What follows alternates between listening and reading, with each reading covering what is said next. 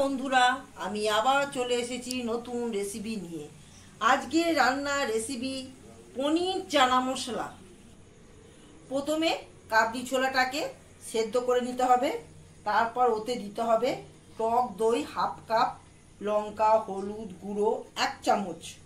পনিরগুলো ভেজে রেখে দিতে হবে। তারপর ওর উপর মেথি পাতা দিয়ে রেখেছি 1 ঘন্টার জন্য। বন্ধুরা, কড়াতে আমি তেল দিয়ে মশলাগুলো করে নিয়েছি। কি কি দিয়েছি দেখুন। কড়াতে তেল দিয়ে গোটা গরম মশলা, জোয়ান, জিরে ধনে হাফ চামচ, গোটা শুকনো লঙ্কা দিয়েছি, হিং দিয়েছি। তারপর ভেজে নিয়ে পেঁয়াজ আদা রসুন দিয়ে তার ওপর টমেটো কুচি আর স্বাদ মতন লবণ। দেখুন এই যে মশলা করে রেখেছি, মশলা আমার হয়ে গেছে। এইবার আমি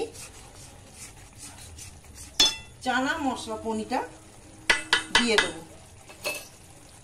এই মশলার ওপর। দেখুন